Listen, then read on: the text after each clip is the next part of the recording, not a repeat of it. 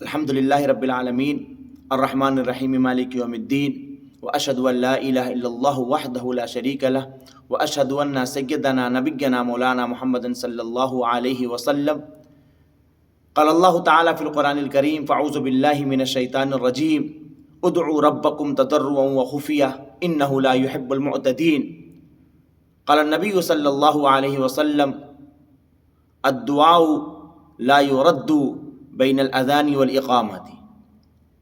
معزز سامعین اور دینی ایمانی اسلامی بھائیوں، پچھلے ہفتے ہم لوگوں نے دعا کے موضوع پر بات کی تھی اور وہ بات مکمل نہیں ہو سکی تھی، اور ہم نے آپ سے یہ وعدہ کیا تھا کہ انشاءاللہ تعالیٰ اگلے پروگرام میں اس بات کو ہم مکمل کریں گے۔ پچھلے ہفتے ہم لوگوں نے یہ بات کی تھی کہ دعا کی فضیلت کیا ہے اور ہمیں دعا کس طرح کرنی چاہیے، دعا کیوں قبول نہیں ہوتی ہے۔ پھر ہم نے یہ بات کی تھی کہ انبیاء علیہ السلام کس طرح دعا کیا کرتے تھے۔ آج انشاءاللہ تعالی ہم آپ کے سامنے بہت اہم بات رکھنے والے ہیں اور آپ کے سامنے اس کا ہم ذکر کریں گے کہ اللہ کے رسول نے جو بتایا ہے کہ دعا کس وقت کس ٹائم میں زیادہ قبول ہوتی ہے، کس مہینے میں زیادہ قبول ہوتی ہے، پھر دعا کرنے میں ہم لوگ کاہلی سستی کیوں کرتے ہیں، زیادہ دعا ہم کرنے والے کیسے بن سکتے ہیں، اس کے بعد اگر ہم کسی اور کے لیے دعا کرتے ہیں تو اس کا ہمیں کیا فائدہ ملے گا انشاءاللہ تعالی، اور اس کے ساتھ ساتھ اگر ہمیں کون سی دعا ایسی ہے جو ہمیں نہیں کرنی چاہیے، ان تمام باتوں پر انشاءاللہ تعالی آپ سے گفتگو کروں گا۔ اگر آپ نے پورے پروگرام کو دیکھا سمجھا تو انشاءاللہ تعالی دعا کے متعلق جو آپ کے سوالات ہیں اور جو ذہن میں باتیں آتی ہیں وہ تمام چیزیں ختم ہو جائیں گی۔ اللہ تعالیٰ نے قرآن پاک میں ارشاد فرمایا ہے ادعوا ربکم تضرعا وخفیہ انہ لا يحب المعتدین۔ اے لوگو، اللہ تبارک و تعالیٰ سے گڑ گڑا کر کے اور چپکے چپکے دعا کیا کرو۔ اللہ تبارک و تعالی حد سے گزرنے والوں کو پسند نہیں فرماتا۔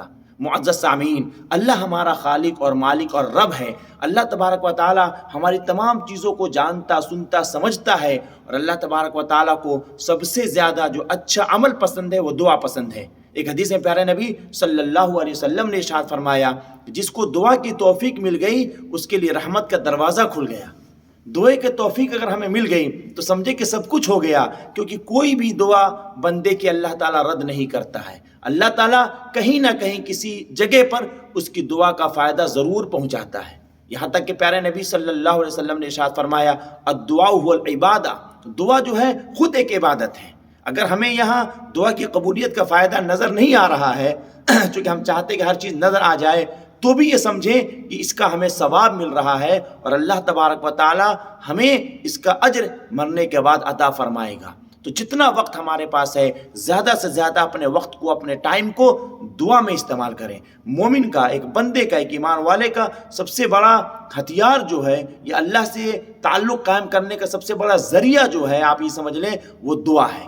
دعا سے بڑی کوئی ذریعہ نہیں ہے۔ اگر ہم دعا صحیح طور پر کریں، سنت کے طریقے کے مطابق اللہ کے نبی نے جس طرح بتایا ہے، تو ہماری دعا ضرور قبول ہوگی، اور اللہ سے ہم اپنے گناہ کی معافی بھی کروا سکتے ہیں، اور اللہ تبارک و تعالیٰ سے ہم اپنی بات بھی منوا سکتے ہیں۔ تو سب سے بڑی چیز دعا ہے، خوب دعا کریں۔ آئیے جانتے ہیں کہ دعا کس وقت زیادہ قبول ہوتی ہے۔ پیارے نبی صلی اللہ علیہ وسلم نے ارشاد فرمایا کہ جب انسان فرض نماز پڑھ لیتا ہے، فرض من صلی فریضۃ فلہ دعوۃ مستجابۃ، جب انسان فرض نماز پڑھ لیتا ہے اس وقت انسان کی دعا کی قبولیت کا وقت ہوتا ہے۔ کبھی بھی آپ نماز پڑھ کر بھاگے نہیں، بلکہ نماز پڑھ کر زیادہ سے زیادہ اللہ سے دعا کریں۔ جس طرح سے دعا کرنے کا طریقہ بتایا گیا ہے، جو سنت طریقہ ہے کہ پہلے اللہ کی تعریف بیان کریں، پھر اللہ کے نبی صلی اللہ علیہ وسلم پر درود و سلام پڑھیں، پھر عافیت کی دعا مانگیں، اللہ تعالی ہمارے دنیا اور آخرت میں عافیت عطا فرما، اس کے بعد اپنے لیے خوب دعائیں کریں، اور اگر کسی اور بھائی کے لیے کرنا اس کے لیے بھی دعا کریں، پھر آخر میں درود شریف پڑھیں اور آمین کو کہہ کر دعا کو ختم کریں۔ تو جتنا زیادہ دعا مانگیں گے اتنا زیادہ، خاص کر فرض نماز کے بعد دعا بہت زیادہ قبول ہوتی ہے۔ اسی طرح فرمایا گیا کہ جب انسان قرآن کو پڑھ لیتا ہے، یعنی جب ہم قرآن کو پڑھ کر بند کرتے ہیں تو بند کر کر بھاگ جاتے ہیں۔ قرآن کو جب ہم پڑھ لیا، 2 پیج پڑھا، 1 پارہ پڑھا، 2 پارہ پڑھا، جب قرآن کو بند کر لیں جانے لگے تو اس سے پہلے دعا کر کر جائیں۔ قرآن کے پڑھنے کے بعد اللہ تبارک و تعالیٰ دعا ضرور قبول فرماتا ہے۔ اسی طرح سے پیارے نبی صلی اللہ علیہ وسلم نے ارشاد فرمایا الدعاء لا يرد بین الاذان والاقامہ، اذان اور اقامت کے درمیان، یعنی اذان کے بعد جو نماز کے لیے 15-20 منٹ کا ٹائم ہوتا ہے یا آدھا گھنٹے کا ٹائم ہوتا ہے، وہ دعا کی قبولیت کا وقت ہوتا ہے۔ اگر خاص کر کے ہم اذان کے بعد جلدی مسجد آ جائیں، وضو کر لیں، مسجد آ کر کے تحیۃ المسجد پڑھ لیں یا مسجد کی سنت اس وقت کی پڑھ لیں اور پڑھ کر کے بیٹھ جائیں اور دعا کریں جب تک جماعت کھڑی نہ ہوئی ہو، تو میرے بھائی بڑی دعا کی قبولیت کا وقت ہے۔ کچھ لوگ تو اس وقت بھی دعا کرتے ہیں جب امام تکبیر کے لیے مؤذن کھڑا ہوتا ہے، اور جب تک امام اللہ اکبر نہیں کہتا اس وقت بھی دعا قبول ہوتی ہے۔ اسی طریقے سے پیارے نبی صلی اللہ علیہ وسلم نے ارشاد فرمایا، جب کوئی حج کرنے جاتا ہے جب تک وہ گھر واپس نہیں آتا، عمرہ کرنے جاتا ہے جب تک واپس نہیں آتا تب تک اس کی دعا قبول ہوتی ہے۔ اسی طرح فرمایا گیا جب کوئی مظلوم ہوتا ہے، کسی پر ظلم کیا جاتا ہے، جب تک وہ اپنا بدلہ نہ لے تب تک اس کی دعا قبول ہوتی ہے۔ اسی طرح فرمایا گیا جب کوئی انسان بیمار ہوتا ہے، اگر وہ دعا کسی کے لیے کرتا ہے تو بیمار کی دعا بھی قبول کی جاتی ہے۔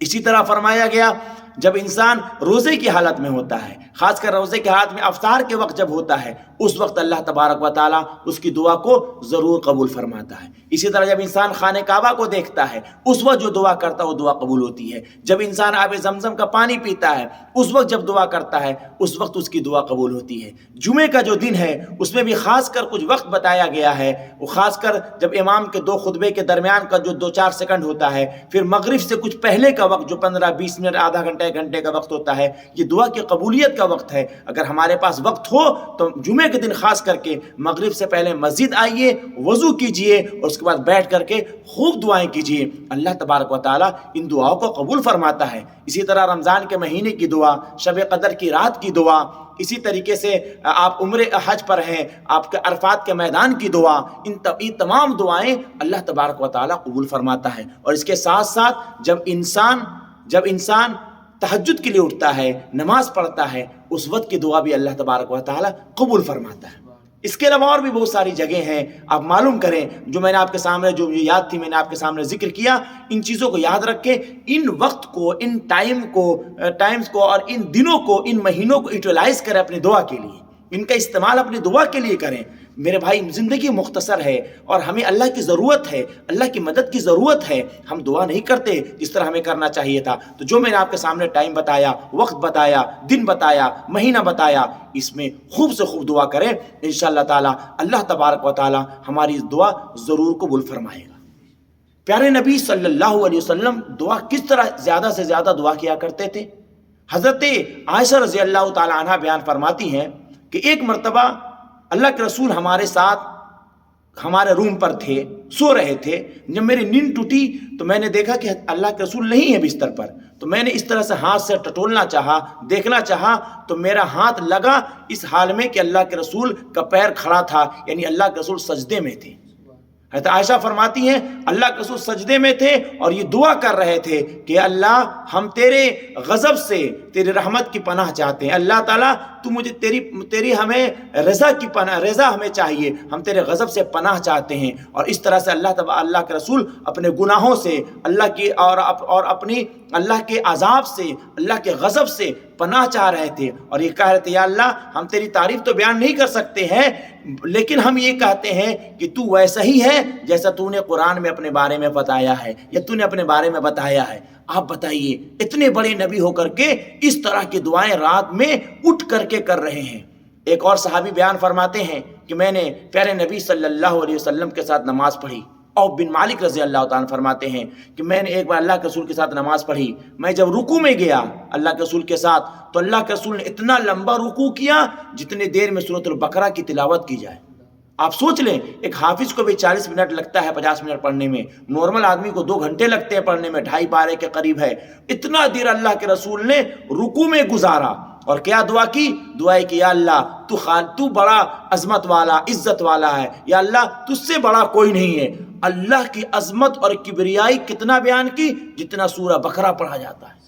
اتنے بڑے نبی ہیں، بتائیے ان کا یہ معمول تھا۔ اور ایک صحابی بیان فرماتے ہیں ایک بار میں رسول اللہ صلی اللہ علیہ وسلم کے ساتھ چل رہا تھا، اور چلتے چلتے اللہ کے رسول ایک باغیچے میں داخل ہوئے، ایک باغ میں داخل ہوئے کھجور کے، اور اللہ کے رسول سجدے میں چلے گئے۔ اتنا لمبا سجدہ کیا کہ مجھے شک ہوا کہ اللہ کے رسول انتقال کر گئے۔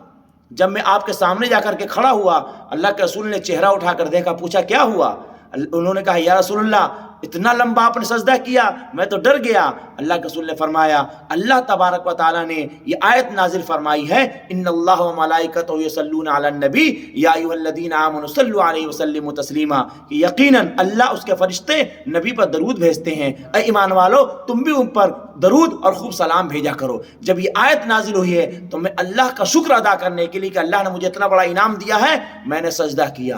آپ بتائیے، اللہ کے نبی ہیں، تمام نبیوں کے امام ہیں، تمام نبیوں کے سردار ہیں، اللہ کے بعد سب سے بڑا مرتبہ ہے، اتنا لمبا سجدہ کر رہے ہیں، اتنا لمبا رکوع کر رہے ہیں، رات میں بستر سے اٹھ کر کے سجدہ کر رہے ہیں اور اللہ کی تعریف بیان کر رہے ہیں، اللہ کے غضب سے پناہ چاہ رہے ہیں۔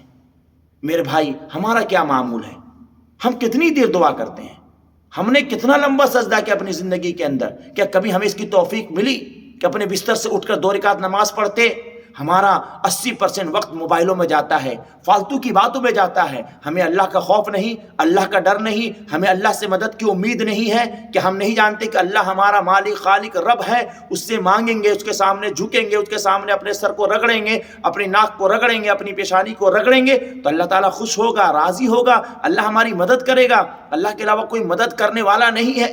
یہ بات محمد رسول اللہ صلی اللہ علیہ وسلم کو معلوم ہے، لیکن ہمیں نہیں معلوم ہے۔ یہ معلوم ہے تو ہم اسے بالکل ہلکی بات سمجھتے ہیں۔ تو میرے بھائیو بزرگوں دوستو، خوب دعا کا معمول بنائیے، خوب دعا کیجئے، اللہ تبارک و تعالیٰ راضی ہوتا ہے، اللہ تعالیٰ خوش ہوتا ہے اور اللہ تعالیٰ ضرور عطا فرمائے گا۔ اب آئیے جاننے کی کوشش کرتے ہیں کہ اگر کسی اور کے لیے دعا کریں گے تو کیا فائدہ ہوگا۔ پیارے نبی صلی اللہ علیہ وسلم نے ارشاد فرمایا، ما من عبد مسلم يدعو لأخيه بظهر الغیب الا قال الملک ولک بمثل۔ جب کوئی مسلمان بھائی اپنے کسی مسلمان بھائی کے لیے، ایمان والے کے لیے جب وہ دعا کرتا ہے، اس کے پیٹھ کے پیچھے، اس کے سامنے نہیں، اس کے پیٹھ کے پیچھے جب دعا کرتا ہے تو ایک فرشتہ اس کے پاس کھڑا ہوتا ہے، وہ فرشتہ کہتا ہے کہ تمہارے لیے بھی یہ بھلائی ہو۔ اگر ہم کسی کے لیے دعا کریں گے کہ اللہ تعالیٰ اس کو رزق دے دے، اللہ تعالیٰ اس کو نوکری عطا کر دے، اللہ تعالیٰ ہمارے فلاں بھائی کو صحت عطا کر دے، اس کی بیماری کو دور کر دے، تو ایک فرشتہ کھڑا ہوتا ہے، وہ کہتا ہے کہ تمہارے لیے بھی دور ہو جائے، تم کو بھی یہ مل جائے۔ آپ غور کریں کتنا بڑا فائدہ ہے اگر دوسرے کے لیے ہم دعا کرتے ہیں۔ تو میرے بھائی، اپنی دعا میں اپنے بھائیوں کو یاد رکھیے، اپنی دعا میں اپنے بھائیوں کی یاد رکھیے۔ کیا فرمایا اللہ کے نبی نے؟ ما من عبد مسلم يدعو لاخيه بظاهر الغیب الا قال الملک ولک بمثل۔ جب کوئی مسلمان اپنے کسی مسلمان بھائی کے لیے اس کے پیٹھ کے پیچھے دعا کرتا ہے تو ایک فرشتہ اس کے ساتھ کھڑا ہوتا ہے، وہ کہتا ہے تمہارے لیے بھی ایسا ہی بھلا ہو۔ اور یہ معمول تھا اللہ کے رسول صلی اللہ علیہ وسلم کا۔ حضرت عمر فاروق رضی اللہ تعالیٰ عنہ فرماتے ہیں، ایک مرتبہ میں عمرے کے لیے مدینے سے مکے جا رہا تھا اور اللہ کے رسول صلی اللہ علیہ وسلم سے میں نے اجازت چاہی کہ اللہ کے رسول میں مکے جا رہا ہوں۔ اللہ کے رسول نے حضرت عمر رضی اللہ تعالیٰ عنہ سے فرمایا، عمر میرے لیے دعا کرنا۔ اتنے بڑے نبی ہیں، اتنے بڑے پیغمبر ہیں، ان کی دعا کی سفارش کی ہمیں ضرورت ہے، لیکن اللہ کے نبی کیوں؟ کیونکہ کوئی اچھے مقام پر جائے، مقدس مقام پر جائے، کوئی شخص عالم ہے، بڑا ہے، نیک ہے، اللہ والا ہے، اس سے دعا کرانی چاہیے، یا کوئی اچھی جگہ پر جا رہا ہے اس سے دعا کے لیے کہنا چاہیے۔ ان جگہوں پر جانے والوں کی اور ان نیک لوگوں کی اللہ تعالیٰ دعائیں سنتا ہے، قبول فرماتا ہے۔ اللہ کے رسول کو اس کی ضرورت نہیں تھی، لیکن اللہ کے رسول نے ہماری تعلیم کے لیے بات سکھائی جس کے لیے کہ اگر کوئی کہیں جائے بڑے مقام پر، اچھے مقام پر، تو اس سے دعا کے لیے کہو، کوئی نیک شخص ہے اس سے دعا کے لیے کہو۔ جب وہ دعا کرے گا تو اللہ تعالیٰ اس کی دعاؤں کو قبول فرما کر کے تمہاری مدد فرمائے گا۔ تو میرے بھائیو بزرگوں دوستو، خود کے لیے بھی دعا کیجئے اور اپنے بھائیوں کے لیے بھی، اپنے جاننے والوں کے لیے بھی، کسی پریشانی میں ہے یا کسی ان کی ترقی کے لیے دعا کیجئے۔ یہ مت سوچئے کہ ہماری دعا کرنے سے ہو جائے گا، لیکن کہا کہ بظاہر الغیب، اس کے پیٹھ کے پیچھے۔ یہ نہ کہ اگر آپ نے دعا کیا کسی کو کچھ ہو گیا تو آپ بولتے چلے ارے ہم نے دعا دیا تھا، میری دعا سے تمہارا کام بنا۔ یہ نہیں کرنا ہے، ایسی دعا نہیں۔ اس کے پیٹھ کے پیچھے، اسے پتہ نہ ہو کہ آپ دعا کر رہے ہیں، اور آپ دعا کریں تو انشاءاللہ تعالیٰ اس کا فائدہ ملے گا۔ یہ نہیں کہ بس بتلانے کے لیے کہ ہم نے تمہارے لیے دعا کی، تو انشاءاللہ تعالیٰ اپنے لیے بھی دعا کریں، اپنے بھائیوں کے لیے بھی دعا کریں۔ کون سی دعا نہیں کرنی چاہیے، کون سی دعا کرنا منع ہے؟ پیارے نبی صلی اللہ علیہ وسلم نے ارشاد فرمایا کہ لا تدعوا علی انفسکم ولا تدعوا علی اولادکم ولا تدعوا علی اموالکم۔ فرمایا اے لوگو، تم اپنے لیے، اپنی اولاد کے لیے یا اپنے مال کے لیے بد دعا مت کرو۔ کیوں؟ کیونکہ ہو سکتا ہے جس وقت تم بد دعا دے رہے ہو، بد دعا کر رہے ہو، ایسی خراب دعا کر رہے ہو، اور اس وقت قبولیت کی گھڑی چل رہی ہو اور اللہ قبول فرما لے۔ میرے بھائیو بزرگو دوستو، ہم سے بڑی غلطی ہوتی ہے، خاص کر گھروں میں ماں سے زیادہ غلطی ہوتی ہے۔ مائیں ہمیشہ کہ بچے نے کچھ غلط کیا اتنی بد دعائیں بھر دیتی ہیں جتنا ایک جھولا دو بورے بھر کے برابر۔ اللہ کے رسول نے فرمایا لا تدعوا علی انفسکم، اپنے بارے میں بد دعا مت کرو کہ میں مر جاتا، میں برباد ہو جاتا، میں کیوں ہے دنیا میں، میرے رہنے سے کیا فائدہ ہے، میں ختم ہو جاتا تو اچھا تھا، میں ختم ہو جاتی تو اچھا تھا۔ اللہ کے رسول نے منع فرمایا، اور اسی لیے فرمایا ولا تدعوا علی اولادکم، اپنے بال بچوں کے بارے میں بھی بد دعائیں مت کرو۔ ہمیں اپنے بچوں کے بارے میں دعا کرنی چاہیے۔ اگر ہمارے بچے غلطی کرتے ہیں تو ہم ان کی غلطی کو معاف کریں، ہم بڑے ہیں، ماں باپ ہیں، ان کی غلطیوں کو معاف کریں اور ان کے لیے دعائیں کریں۔ اگر دعا کم سے کم یہ بولے کہ اللہ اس کو ہدایت دے، اگر اللہ ہدایت دے گا تو غلطی نہیں کرے گا۔ لیکن گھروں کے اندر دیکھیے ذرا سی کچھ بات ہو گئی، خاص کر ماں کا یہ اتنی بد دعائیں دیتی ہیں، اگر ماں کی بد دعا لگنی شروع ہو جاتی تو شاید دنیا میں کوئی زندہ نہیں بچتا۔ تو اللہ کا فضل ہے کہ قبول نہیں ہوتی ہے۔ والد یا والدہ ان کی ذمہ داری ہے کہ بچوں کی غلطی کو معاف کریں، نظر انداز کریں، اور اگر کوئی غلطی ہے تو یہ کہیں کہ اللہ اسے ہدایت دے، اللہ اسے توفیق دے۔ اور پھر بھی بچے نہیں مانتے ہیں، غلطی کرتے جا رہے ہیں، تو بچوں کو اللہ سمجھے گا، اللہ تعالیٰ کافی ہے ان کو سزا دینے کے لیے۔ تو ہمیں بچنا چاہیے۔ پھر فرمایا ولا تدعوا علی اموالکم، اپنے مال و زر کے بارے میں بد دعا مت کرو کہ ہمارا یہ کام برباد ہو جاتا، نہ رہتا تو اچھا تھا، کیا فائدہ، کوئی اس میں فائدہ نہیں ہے۔ آدمی کبھی کبھی دوسرے کو دکھلانے کے لیے سب کرتا، فائدہ اس کو ہو رہا ہے، لیکن دوسرے کو بتانے کے چھپانے کے لیے اپنے کام کی برائی کرتا ہے۔ تو میرے بھائی یہ چیزیں اللہ کے رسول نے منع فرمائی ہیں، ان چیزوں کو ہمیں نہیں کرنا چاہیے۔ اس سے کیا ہوتا ہے، اس سے اور اگر دعا کی قبولیت کی گھڑی ہوگی اور دعا قبول ہو جائے گی تو میرے بھائی یہ چیزیں ہمارے لیے تباہی کا سبب بنیں گی اور ہم خود اپنے پیر پر کلہاڑی مارنے والے بنیں گے۔ تو میں نے آج آپ کے سامنے جو بات رکھی اس میں یہ بات رکھی کہ کس وقت دعا زیادہ قبول ہوتی ہے، اللہ کے رسول دعا کتنی زیادہ کیا کرتے تھے، اپنے بھائی کے لیے بھی دعا کریں اور کون سی دعا نہ کریں۔ اب ایک چیز اور ذہن میں رکھیے کہ دعا کرنے کا اللہ کے رسول صلی اللہ علیہ وسلم کا 3 طریقہ تھا۔ اللہ کے رسول صلی اللہ علیہ وسلم کچھ دعا ایسی ہے جو اللہ کے رسول نماز کے اندر کیا کرتے تھے، نماز پڑھ رہے ہیں اسی میں دعا کر رہے ہیں، اور کچھ دعا نماز کے بعد کیا کرتے تھے، فرض نماز پڑھ لیا یا نفل پڑھ لیا، ایک طریقہ یہ تھا۔ دوسرا طریقہ اللہ کے رسول کا یہ تھا کہ کچھ خاص وقت پر کہیں کھانے کے بعد کہیں پر وہاں دعا کر رہے ہیں، کسی نے کہا دیا دعا کر دیا اللہ کے رسول نے۔ تیسری دعا یہ تھی اللہ کے رسول کی جو صبح شام، اور صبح کی دعا الگ ہے، شام کی دعا الگ ہے، دن کی دعا الگ ہے، رات کی دعا، اس طرح کے رسول کیا کرتے تھے۔ نماز میں بھی دعا کرنی چاہیے، اصل بتانا یہ نماز کے اندر بھی اگر آپ نفل نماز پڑھیں اور نماز میں آپ رکوع میں ہوں یا سجدے میں ہوں تو آپ دعا کر سکتے ہیں۔ خاص کر کوشش کہ آپ کے الفاظ عربی میں ہو تو زیادہ اچھا ہے، آپ دعا کر سکتے ہیں کہ اللہم اغفر لی ورحمنی یا ربنا آتنا فی الدنیا ربنا ظلمنا، یہ دعا ہے۔ آپ سجدے میں گئے، 2 رکعت نفل نماز پڑھیں، آپ سجدے میں گئے، سبحان اللہ رب الاعلیٰ پڑھ لیا 3 بار 7 بار 11 بار جتنا پڑھنا ہے، اس کے بعد آپ 100 بار 200 بار ربنا ظلمنا پڑھیں، ربنا آتنا پڑھیں، اللہم اغفر لی پڑھیں، اللہم انک عفو وعافیت پڑھیں، اللہم اغفر لی ورحمنی پڑھیں، جو بھی دعائیں آپ کو یاد ہے، ربنا ظلمنا پڑھیں، لا الہ الا انت سبحان، جو بھی دعائیں ہیں ان دعاؤں کو آپ نماز کے اندر بھی پڑھ سکتے ہیں، رکوع میں پڑھ سکتے ہیں، سجدے میں پڑھ سکتے ہیں، ٹھیک ہے، آپ 2 سجدے کے بیچ میں جو ہوتا ہے اس میں گیپنگ میں پڑھ سکتے ہیں۔ اس کے علاوہ آپ سلام پھیرنے سے پہلے آپ نے اتحیات پڑھ لیا، آپ نے درود شریف پڑھ لیا تو اللہم انی ظلمت نفسی پڑھتے ہیں، اس کے ساتھ اور جتنی دعائیں آپ چاہیں، جتنی دعائیں پڑھ سکتے ہیں، اپنے لیے دعائیں مانگ سکتے ہیں۔ نماز کی دعا زیادہ قبول ہوتی ہے، انسان نماز کے حالت میں اللہ سے زیادہ قریب ہوتا ہے۔ اگر نماز کے اندر دعا کریں گے تو اللہ تعالیٰ ضرور قبول فرمائے گا، اور اگر نماز کے اندر آپ نے کر لیا ٹھیک ہے، نہیں تو نماز کے بعد، نماز سے آپ فارغ ہو گئے، سلام پھیر لیا تو اللہ کے تعریف بیان کریں، لا الہ الا انت سبحانک سبحانک اللہم بحمدک بیان کریں، اللہ کے نبی پر درود پڑھیں، پھر اس کے بعد دعا شروع کریں۔ نماز پڑھ کر بھاگے نہیں، بلکہ اس وقت بھی دعا کریں، اس وقت کی بھی دعا قبول ہوتی ہے۔ تو میرے بھائیو بزرگوں دوستو، ان چیزوں کا خیال رکھیے، دعائیں کیجیے۔ دعا ایک عبادت ہے، جتنی زیادہ ہم دعا کریں گے میرے بھائی اتنا زیادہ ہم کو بھی فائدہ ہوگا اور دوسروں کو بھی فائدہ ہوگا۔ اللہ سے جڑنے کا واحد ذریعہ ہمارے پاس کیا ہے؟ دعا ہے۔ دعا ہی ہے ایسا ذریعہ جو اللہ سے ہمیں جوڑ سکتی ہے، اللہ کے ہمیں قریب پہنچا سکتی ہے۔ تو میرے بھائیو بزرگوں دوستو، 2 ہفتے کے پروگرام میں ہم نے جو یہاں پر لوگ ہیں اور جو آپ لوگ ہیں، ہم نے یہ بات رکھی ہے کہ دعا کی فضیلت کیا ہے، کس طرح کرنی ہے، کس کی دعا قبول نہیں ہوتی ہے، دعا کرنے کا بہترین طریقہ کیا ہے۔ اس کے ساتھ ساتھ ہم نے یہ بھی بتایا کہ دعا کرنے کا بہترین ٹائمنگ کیا ہے، جگہ کیا ہے۔ پھر ہم نے آپ کے سامنے اللہ کے رسول کی تعلیمات پیش کی، کون سی دعا نہیں کرنی ہے۔ ان تمام چیزوں کو سنیں، سمجھیں اور اس پر عمل کریں۔ اللہ تبارک و تعالی ہم سب کو اس پر عمل کرنے کی توفیق نصیب فرمائے۔